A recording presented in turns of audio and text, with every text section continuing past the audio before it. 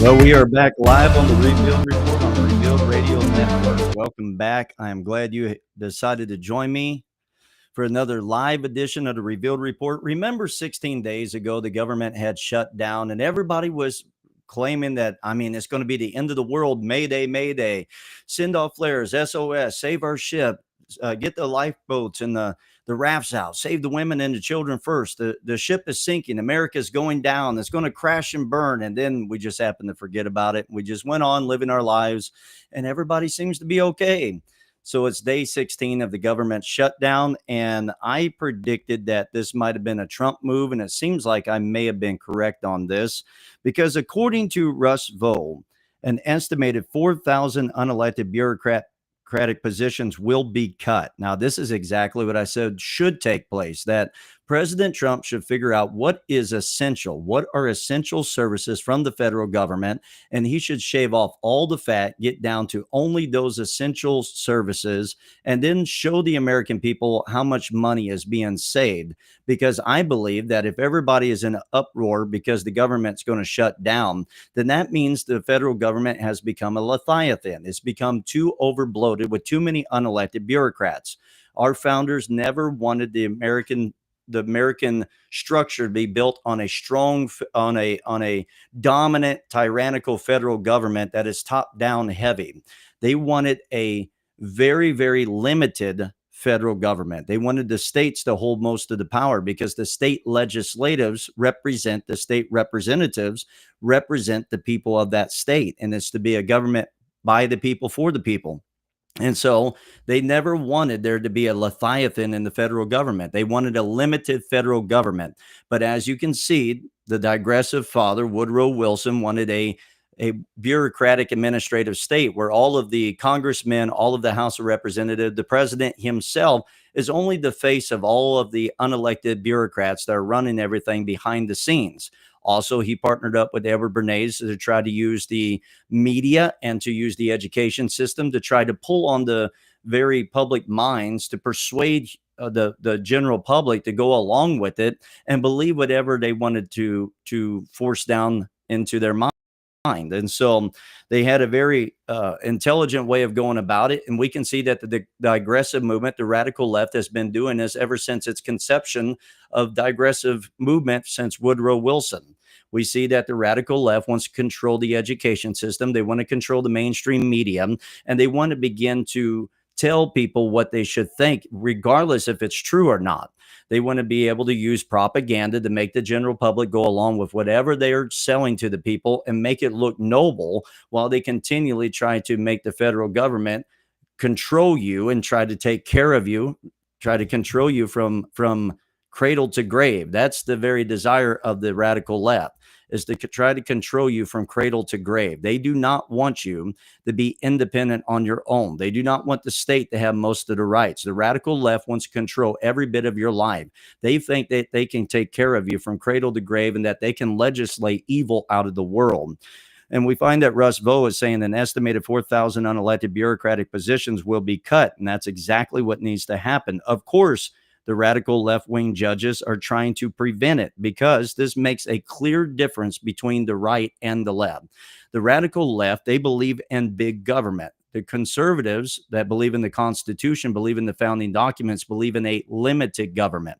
We believe exactly what James Madison said from the very conception of our nation. James Madison said that men are not angels. We have a mixture of good and evil in us, and therefore we need a limited federal government so that we can ensure that we are not infringing upon the rights of another, and also so that we can assimilate the fight off against any foreign enemy that would try to come and fight against us. And they were going to levy taxes in a time where they needed to support the funding of a war against federal or against foreign powers that were trying to come in and attack us. However, we see that this has been eroded away because the radical left does not like a limited government. They want a big government. As a matter of fact, Woodrow Wilson, the father of the digressive movement, mocked Thomas Jefferson, and he mocked the inalienable rights endowed to us by our Creator God because he thought big government is a good thing. because big government can supply all the needs of all the people and can protect you and take care of you from cradle to grave. That's why the radical left wants to tax you to death, redistribute your money, because they feel like if they legislate enough laws and take enough tax dollars, they can end all the problems in the world. All they do is further the problems and throw fuel on issues and problems. But we see that the radical left, they love big government, while the constitutional Republicans like a limited government. So there's a clear distinction. If you want big government to rule you from cradle to grave, if you want the federal government to intrude in every aspect of your life, just keep voting in the leftist politicians. Just vote in the AOCs, vote in the Chucky Schumers, vote in the Nancy Pelosi's, vote in the radical left, and you will have big government that tries to control every aspect of your life and taxes you to death. Just look at California when 50 Cent was threatened that he would become a quarter. Just look here in Illinois as J.B. Pritzker taxes Illinoisans to death and yet never seems to get out of the deficit.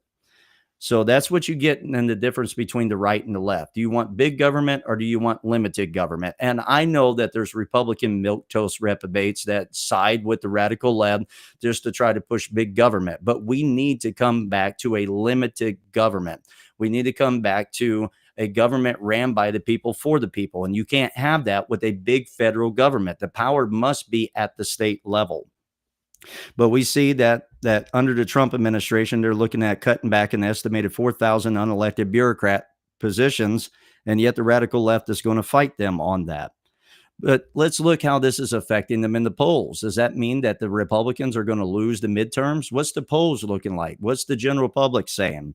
Well, according to CNN's Harry Denton, he declares that Democrats' chance of winning the House in 2026 is rapidly declining. And he says that there could even be a 7+ gain for GOP seats. And so that means the Republicans will take more of the House. And so that's a very good thing. I've been saying for a long time, we need to win this political, ideological, and spiritual battle. And we need to ensure that the radical left does not take over positions of power anymore. Because if you let them back in positions of power, remember, they were the ones that were pushing all the COVID lockdown madness. They were the ones that were wanting to take your rights away. They're the ones that want to put drag queen story hours inside of your kids' public schools, right into 3 or 4-year-old story time in libraries. They're the ones that want to put boys and girls locker rooms and restrooms. They're the ones that want females that have to compete with males in sports. They're the ones that have lost their ever-loving mind, and they want to erode away truth altogether. And they're saying that they're trying to make you free, make you independent. You can be whatever you want to be. If you're a boy, you can claim to be a girl. If you're a girl, you can claim to be a boy.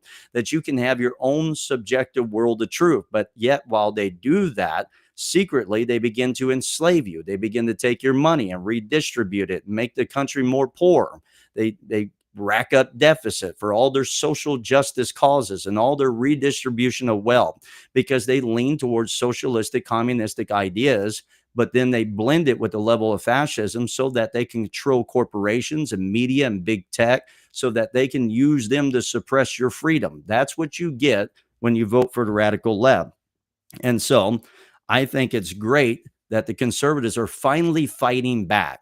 For many, many decades, I've had a problem with the GOP. I've had a problem with Republicans because I've always felt that Republicans have been weak. They have been milquetoast. They have been, for the most part, reprobates to the founding principles because they believe we should lose with dignity and honor, and they just keep letting the radical left take over every institution there is, education, corporations.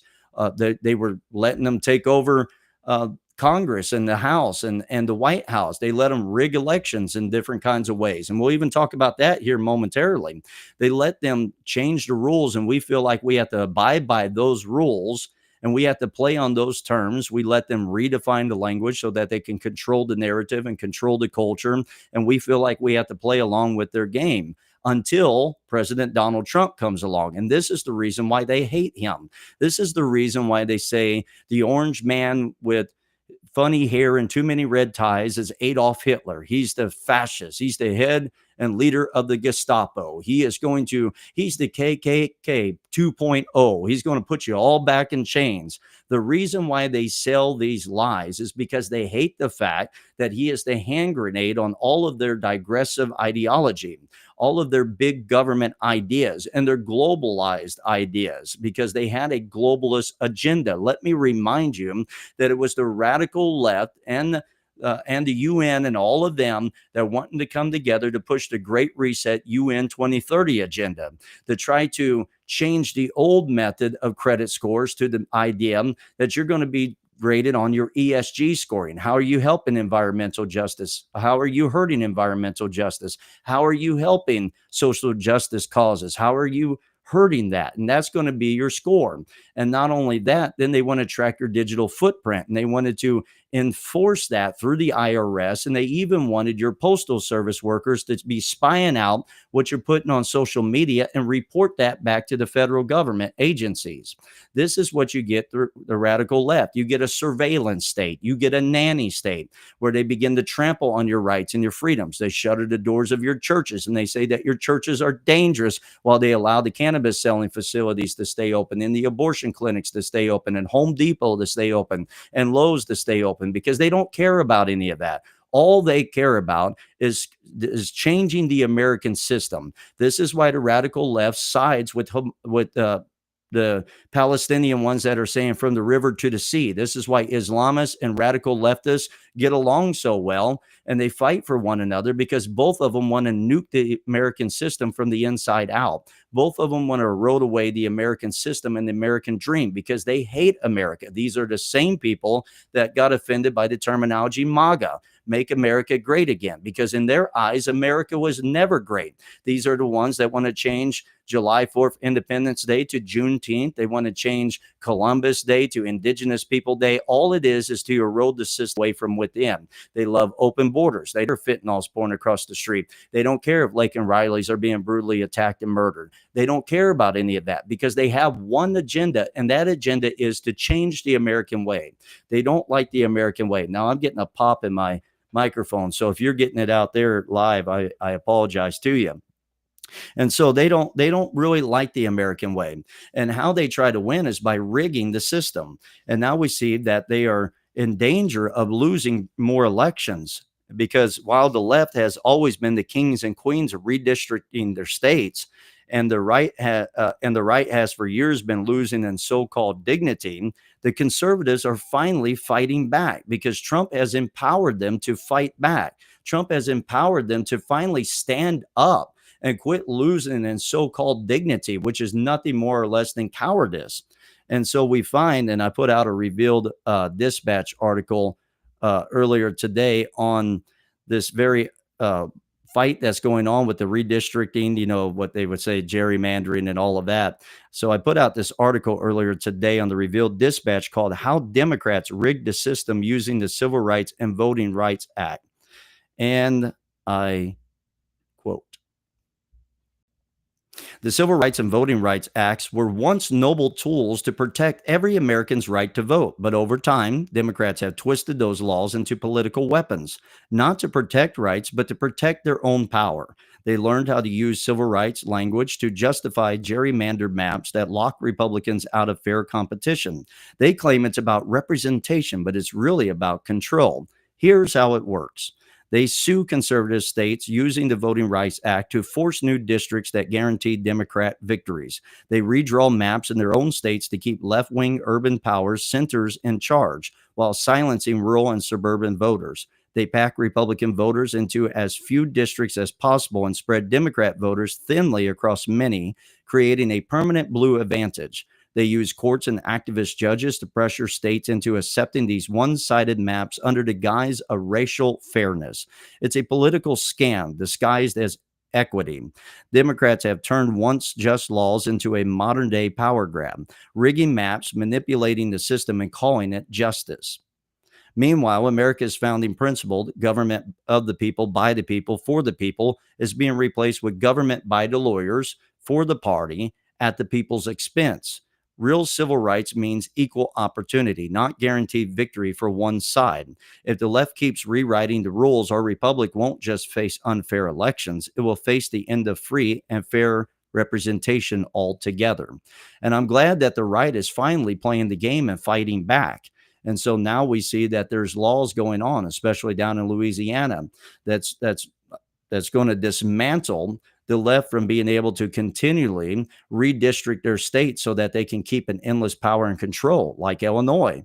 Illinois, predominantly, look at it, it's red for the most part. Many people are conservative in the state of Illinois, but they have redistricted and they have gerrymandered it so well that they allow the J.B. Pritzker and the Democrats to keep their seats of position and power while we're doing everything we can, even to the point that we're talking about dividing up the state. We don't really need to divide up the state. We need to keep them from redistricting it. And so we find that the Republicans are finally starting to fight back. Now, Justice Ketanji Brown Jackson comes out and fights against this by making some of the dumbest statements, which I don't expect anything less or anything more. This is the same woman that can't tell you what a woman is because she's not a biologist. This is the same woman that couldn't tell you that a woman is a biological woman and explain that to you. Instead, she says, I'm not a biologist. And so I didn't expect anything smart to come from her, but she went out and made the dumbest argument, and she begins to compare minorities to disabled people. So now I guess to the radical left and to the Ketanji Jacksons, I guess that minorities are just the same as the people with disabilities. And her claim to that is they're disabled and not able to get to the places they need to vote and all of that. You see, this is the difference between the right and the left. The left are truly the ones that are racist. They've always been racist. The Democratic Party has always been the party of racism. They were the ones that were fighting for slavery. They were the ones that were fighting for segregation. They were the ones by large that supported Jim Crow laws. And the only reason that the Democrats won the black vote is because of LBJ, who was a stark racist, by the way, who began to enact the Civil Rights Act and the Voting Rights Act and began to flip the black vote to Democrat. And then he went and he incentivized black women to have children out of wedlock and broke up the black family. And then he began to push the welfare state. And yet we're supposed to believe that they were out for the good of the black community. No, they weren't. They were out to try to enslave them and to get them to vote for them and buy their votes. The first Republican president in the United States of America was Abraham Lincoln, who signed the Emancipation Proclamation that freed the black slaves. And so you have to understand the Republican Party has always been fighting for equality. It's always been the Democrat Party who has been the party of racism. They're still the party of racism today because they teach the black community that you're a victim and you should always play the victimhood. You can never become successful. You always going to have the man that's controlling you and you're never going to be able to become anything in life. And so then they want to keep them locked into a welfare state so that they can keep buying their votes. That is racist in itself. Ketanji Jackson Brown says that they're no different than disabled people. What a racist statement that is. But we on the conservative right try to tell people of all demographics that nobody has to be the victim. Here in America, there's the American dream. Work hard, pursue, and make the best that you can be. You can be victorious. And we who believe in the Bible especially believe in this because we have an example, the greatest example of all. His name is Jesus Christ, who is God manifest in the flesh. And he was the greatest victim, but he never played the victim card. He was public enemy number one. He was religious enemy number one. He came to the world that he created, and yet he was born among the animals in a manger. Everybody hated him. At the very end of it, he was stripped naked and he was crucified, and yet he never played the victim, showing that no matter what state you're in, you can rise above that, especially if you have God on your side. And that's the message that we give to every demographic. You don't have to play the victim. And just because the radical left says you're a victim doesn't mean you are a victim. You can make something great out of yourself. I don't care if you're broke. I don't care if you're poor. I don't care what community you're in or how treacherous it seems. If you work hard, if you give it to God, you can become something great. God can make something great out of you. And we believe that if you give yourself to God and you seek the kingdom of heaven first, you can become something great and mighty. But the radical left wants to keep people down in a system of oppressor and oppressed, which is nothing more than Marxism rebranded. You understand that Marxism, Karl Marx wanted to get the proletariat and the bourgeoisie fighting one another, get the rich, wealthy capitalists at the top, and get the poor fighting with one another so that you can collapse the system from within. In America, it didn't work too well. So they rebranded critical theory into critical race theory. And then they began to throw fuel on racial tension. Instead of trying to get bourgeoisie and proletariats fighting one another, just get the black and the white community, just get the different demographics turning on one another, fighting one another, and try to erode the system from within. When President Barack Hussein came along and said, we are going to fundamentally transform America, he meant what he said. He wasn't trying to restore America. He was trying to fundamentally transform America. And how was he going to do it? By pushing DEI, by pushing a system of the oppressors and the oppressed, that people are oppressed and we got to nuke down the system from within so that we can create a society that is equitable for all. Let me just remind you of the words of Karl Marx: to every man's ability, to every man's need. What he means is everybody's going to get equal ends. That's what that was all about. That's what they push. That's what the radical left believes in. And they make racist statements after racist statement all the time, telling people that they can never become anything. They can never become anything great. We rebuke that very statement. You can become something. You don't have to justify losing. You don't have to justify being held down. You can win. Get a good education, work hard, study, push yourself, exert yourself. Now is a great time because now we're living in an era where many people don't even want to work jobs. So you could probably get a job normally you wouldn't be able to get. Just walk in there to an interview early, looking dressed, clean shaved, your hair looking nice, look presentable, walk in there and say, I'm not qualified for this position, but there's one thing I can promise you. I will show up on time. And as a matter of fact, I will show up early and I'll outwork everybody else. I'll put more heart into it and I'll work hard. If you teach me to do it, I'll do it and I won't let you down. And you could probably get a job that normally would be a little more difficult. This is a great time to try to exercise that. But we find that Justice Ketanji Brown Jackson, she begins to compare minorities to disability people. It's such a stupid argument. I don't even think they realize how degrading that is. And yet they think they're masking it as something noble. This displays the complete difference between the left and the right. Now, if conservatives win in the Supreme Court ruling, Democrats could lose up to 19 seats. That would be great, because here on the Revealed Radio Network, and especially on the Revealed Report, we've been saying that we are in a political, ideological, and spiritual battle. And we do believe in prayer, and we do believe in fasting and reading the Bible and those things, and being right in the eyes of God. However, we do believe that we should take those principles to the ballot box and we must win.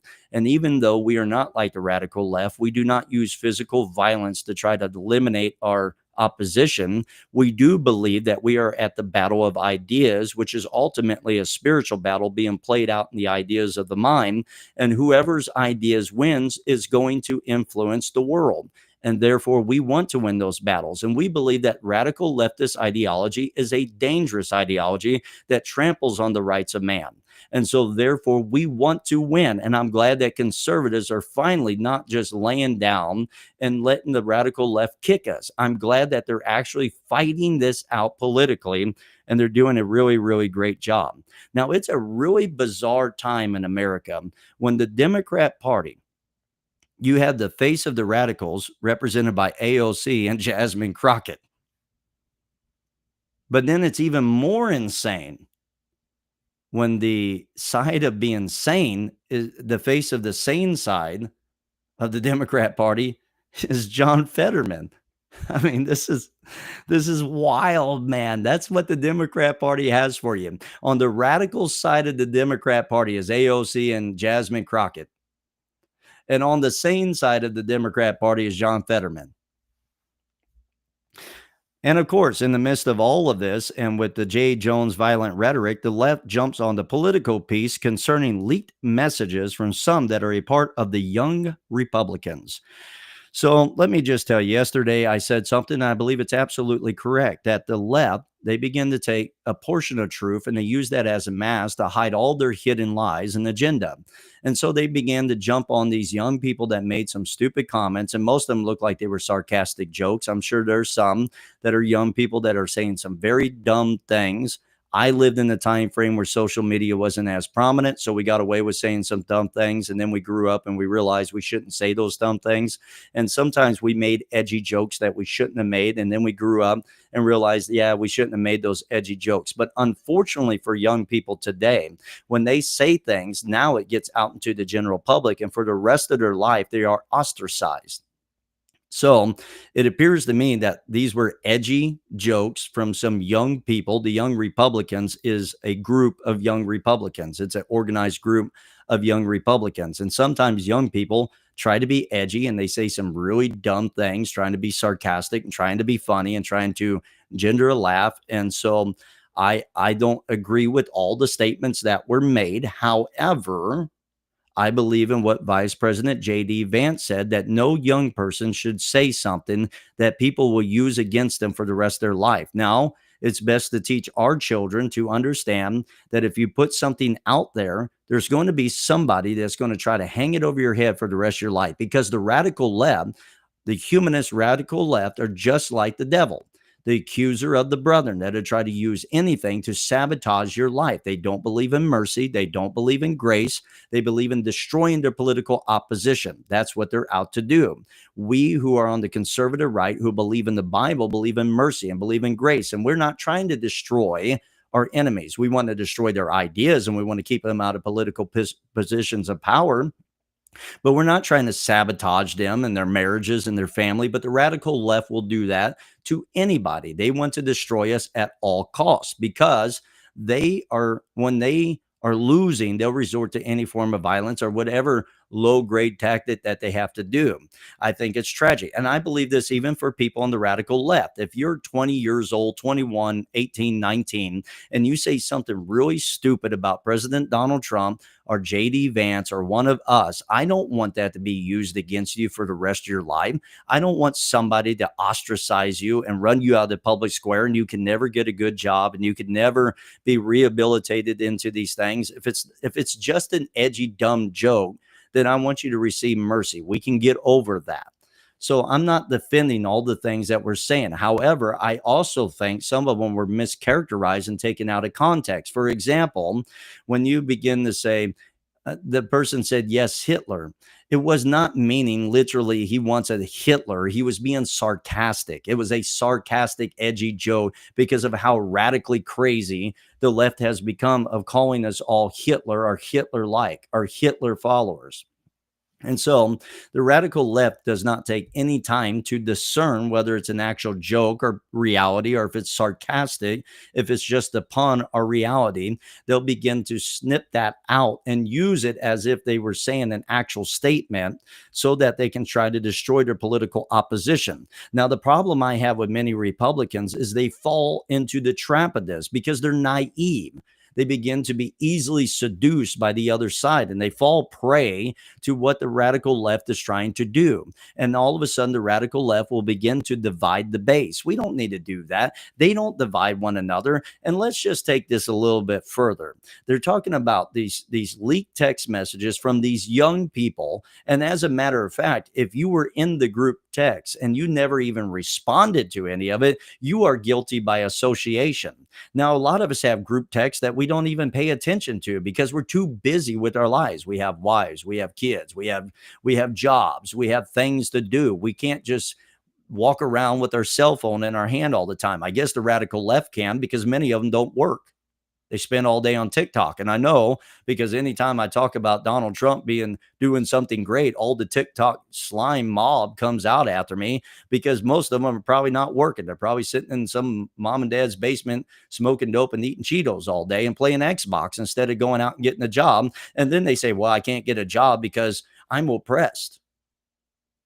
And so we who actually have jobs and trying to live our lives, we don't respond to every group text message.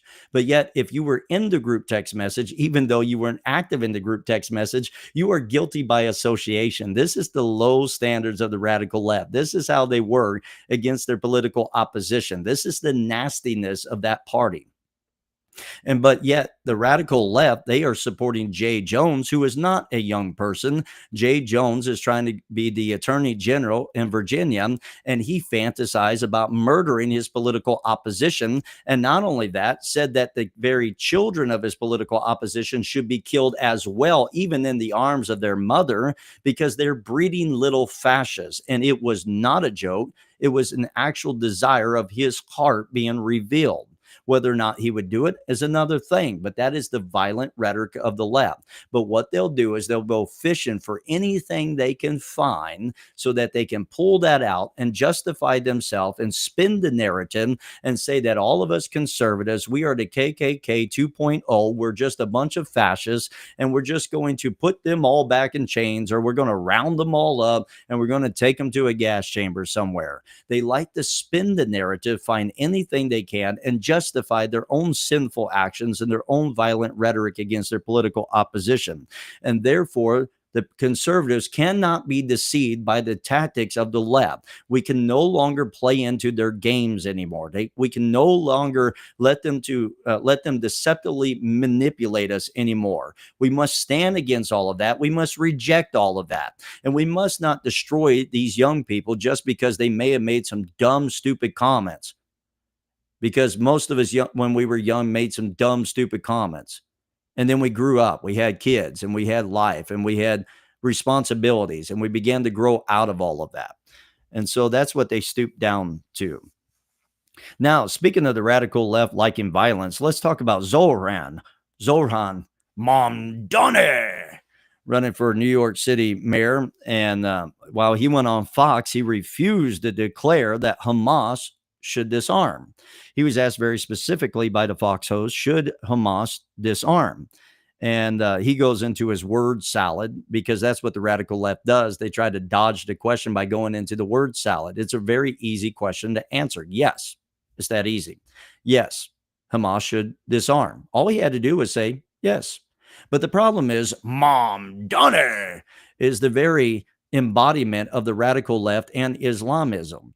And he's open about this. He's been speaking about this, and then he's going to play as if he's not involved in all that. And he doesn't really get himself involved, all of that. He's lying through his teeth. He's absolutely pro-Palestine, pro-Hamas. He's absolutely a radical leftist. He's the embodiment of humanism and the radical left somehow. He's the very embodiment of those that want to destroy America and destroy Israel, from the river to the sea, death to Israel and death to America. So Mamdani refuses to answer the question because he is pro-Hamas, much like many of the radical left, like AOC and the Squad and Ilhan Omar. They are absolutely pro-Hamas. And it's not about Israel ending the genocide. Remember, they've been saying Israel needs to end the genocide, end the genocide, end the genocide. And it has nothing to do with that. They say Israel needs to end the genocide because they just don't want Israel to win the war. Israel was not committing a genocide. They're trying to win a war.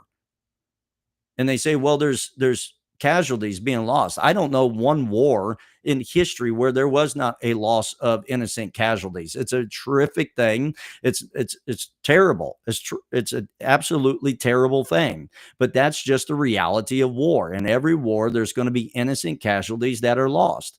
I don't like it. I don't like war. And I know the radical left believes that they can end all wars, even though the person that hasn't got us in the war is President Trump, who's a conservative side of the aisle, who believes in peace through strength. The radical left believes that we end war by going around and apologizing to everybody, weakening America and letting our geopolitical threats get more powerful. It's President Trump that wants to see strong democracies in the West, who believes in the West, who believes in a strong America and a strong Israel. And if the Palestinian people really wanted peace by large, many of them would be turning against Hamas, but over 60 to 70% of them sided with their leadership. They sided with Hamas. Now, what do you think we would have been doing if the Germans would have, by large, wanted the fascists, wanted Adolf Hitler? if they really wanted to be under Nazi rule. I am for pro-innocent lives finding freedom. The problem is not Israel. The problem is the Palestinian leadership that keeps getting their own people slaughtered because they don't want a two-state solution. They keep acting like they want a two-state solution. No, they don't want a two-state solution. They want from the river to the sea. They want to take over it all, and they want to eliminate every Jew there is. They hate the Jewish people, and they call America the great Satan. Hamas hates us. They hate Israel. And then you got Mamdani, and you got the squad, and you got AOC, and you got Ilhan Omar, who are they're pro-Hamas, excuse me. They are pro-Hamas. They are pro-terrorists because they hate America and they hate Israel, and they would love nothing more than for it all to be destroyed. They are not trying to end the genocide. They're trying to end Israel.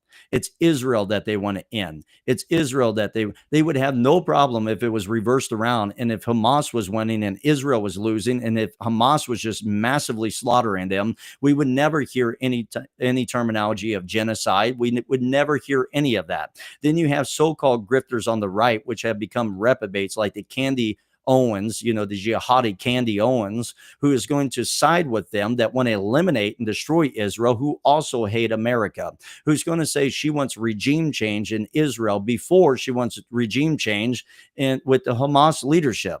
And the moment that the peace deal goes through, Hamas goes and takes dissenters and begins to execute them in cold blood murder on air. Live video footage. These are the same ones on October 7th that went in and attacked Israel on their own soil, raped their women, beheaded their children, eliminated many of them. And yet we're supposed to say that Israel is the only nation on God's green earth that is not allowed to win a war, that they should never be able to fight a battle. And we restrained them. We wouldn't do this in times past to nations that were defending themselves. I would think that if some cartel gangs would come through and the Mexican government was allowing it, and they came in to America and raped many of our women, beheaded our children on live air, sent the footage to us to show us what they were doing, and they believe their way to heaven is to execute us, I would imagine we probably would have flattened the ground the very next day, and we would have been talking about building democracy there, because we would not have put up with it. But yet Israel is told that they have to allow that to happen. And so what we find is that Mamdani and all of them, they are not pro-Palestine, they're pro-Hamas. They're not wanting to see freedom for the Palestinian people. No, they want to eliminate Israel altogether.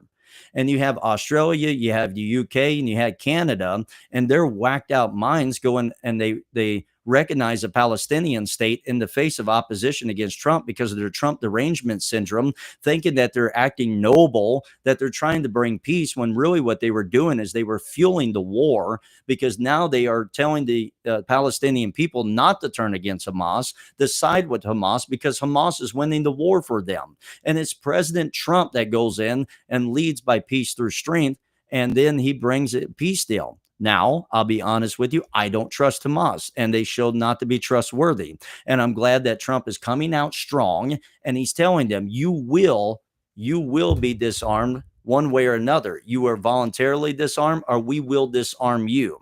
But when Fox News asked Mamdani whether Hamas should be disarmed, he can't even answer the question. We can answer the question for him. Mamdani wants to be on the side of Hamas. They don't like Israel. And for any of the conservative right that doesn't just want to call it out for what it is, you're part of the problem as well. Because as long as we play these, we got to be politically correct. As long as we just can't call it out for what it is, and we got to play by the radical left's rules, we're always going to be on the slippery decline.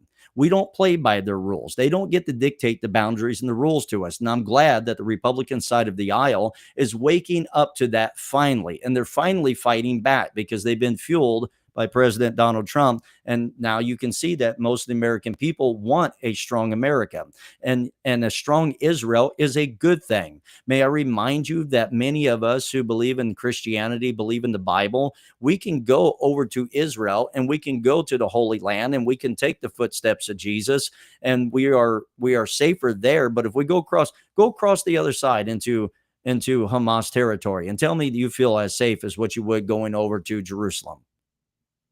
Tell me that you can go and you can do a religious tour over there as an American, as easy as you can, doing a religious tour and giving a tour of Jerusalem and following the footsteps of Jesus and talking about what happened in the days when our Lord and Savior was walking on the earth. Who is protecting the very history of Christianity over there? You see, it was the terrorists, Hamas, and it was Al Qaeda and them that was wanting. They were the ones that took the very history of Jonah and was and the statues and whatever, and was trying to destroy all of that. Anything that represented Christianity, anything that represented Judaism, they were destroying it. It's the Israelites that are protecting all of that, and we can go over there safely, and we can go on tours, and we don't have to worry about if we're going to be captured and beheaded because we're over there because we love Jesus Christ. And yet the lie from the other side is, well, the Jews don't even believe in Jesus Christ. Yeah, but blindness is in part. But guess what? They're protecting the Holy Land for Christians to go to and toward the footsteps of Jesus, and they have no problem with that. As a matter of fact, they support that. And so, and in addition to that, today Trump is defending his exploding of the Venezuelan narco boat. Remember when Trump blew up the narco boat? Well, this is another demonstration between the difference of the left and the right. See, when President Trump, exploded the narco boat, when his administration, his military exploded the narco boat, the radical left comes out and they're trying to defend the Constitution and they're trying to uphold the law. You see, this is the game that the radical left plays. The radical left always claims that they're trying to fight for the Constitution. They're trying to uphold the law when they trample on it time and time and time and time again. They want to actually rig the whole system from within. They don't care about the law. They don't care about the Constitution. They don't even like the Constitution because it stands in their way of being able to do everything they can to erode America away. They don't like the Constitution. They don't like the rule of law.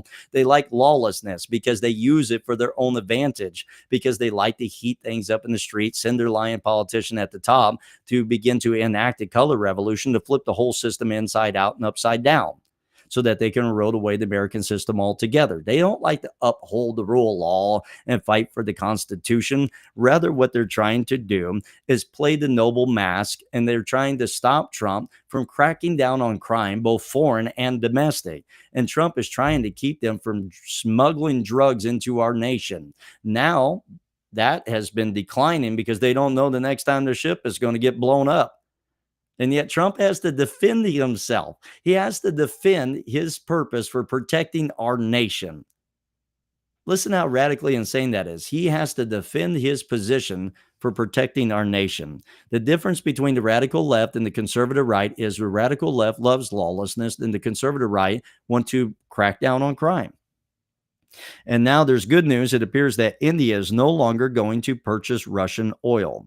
And Trump's administration is trying to also get China off Russian oil as well by the use of tariffs. Now, this is another difference between the right, the conservative right, and the radical left.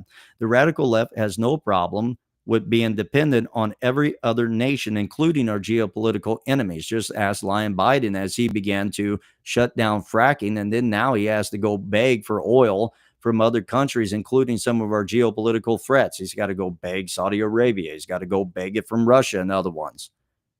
Where America was supposed to be an independent nation. That didn't mean we didn't have allies, but we were going to be an independent, strong nation. And President Trump believes in that.